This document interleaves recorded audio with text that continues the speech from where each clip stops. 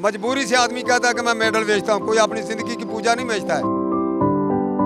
वो माँ नहीं होती है जो एक बच्चे को प्यार करे, दूसरे को मतरेया समझे। हमने उससे ज्यादा मेडल लिए हैं, हमने उससे ज्यादा खिदमत की है पाकिस्तान की, लेकिन कोई पूछता नहीं है।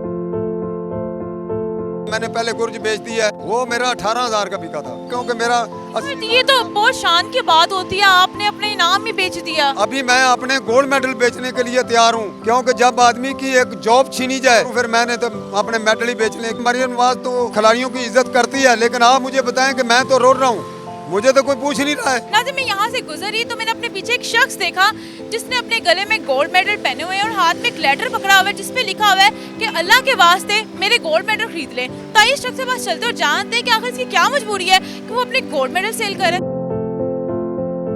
मैंने पाकिस्तान की खिदमत की है। मैं पंजाब स्टेडियम में कोच था, जो कि सन 2015 से कोच हूँ, लेकिन इन्होंने मुझे आज 1.5 साल हो गया कुछ चेक ही नहीं दिया है। किस चीज़ को लेके कोच है, किस चीज़ की गोल्ड मेडल? और कुछ थी, ये मेरे पास लेटर है, ये पंजाब हुकूमत का, ये लिखा हुआ है 40,000 रुपया मंथली। हाँ जी, 40,000 रुपया मंथली है, और जो कि 1.5 साल हो गए इन्होंने मुझे चेक नहीं दिया है। मैं आपके पास तो ये बड़े बड़े गोल्ड मेडल और ये सारे तकरीबन इंटरनेशनल नहीं है आपके पास। बूटा साहब, आप तो हमारे मुल्क के हीरो हैं, आप किस किस मुल्क में जाके खेले हैं? आप कौन कौन से मुल्क की बात करती हैं?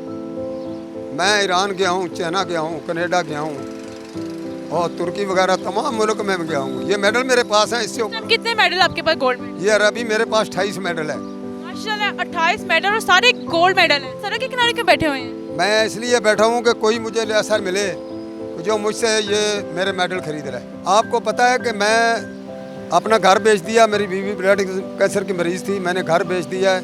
यहाँ मेरे बच्चे हैं, मैं इनका कोच था। आज 1.5 साल हो गया है, इन्होंने मुझे मंथली तनख्वाह मेरी 40,000 है।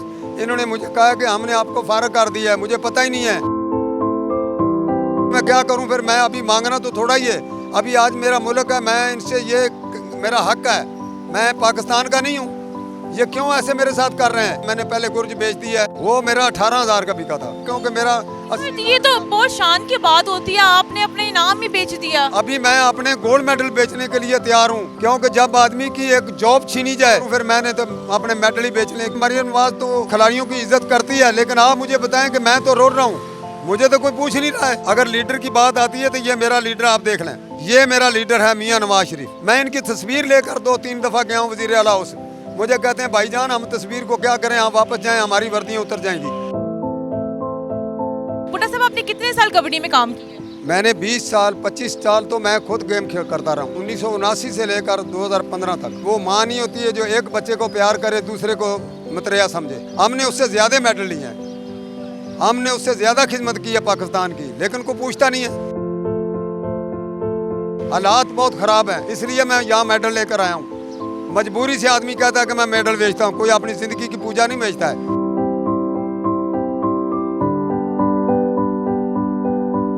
बूटा साहब, आप तो हमारे नेशनल हीरो हैं, अब आप कैसे गुजारा कर रहे हैं? बस ये जो है ना, इधर यतीम खाने में मजदूरों के साथ ना तोड़ भन का काम होता है ना, उधर मजदूरी करता हूँ। ये थी मोहम्मद बूटा साहब, जिनको पाकिस्तान का हीरो भी कहे तो उसमें कुछ गलत नहीं होगा। इनके पास 28 गोल्ड मेडल हैं, इसके अलावा एक गुर्ज था जो कि उन्होंने अपने बुरे वक्त में बेच दिया। आज वो किस हालत में और क्यों अपने गोल्ड मेडल सेल करने के लिए यहाँ पे खड़े हैं, इस हवाले से आपकी क्या राय है कमेंट सेक्शन में जरूर शेयर करेगा। इसी के साथ अपनी हौसला है इनको दे इजाजत, फिर आज किसी नए प्रोग्राम के साथ, तब तक के लिए अल्लाह।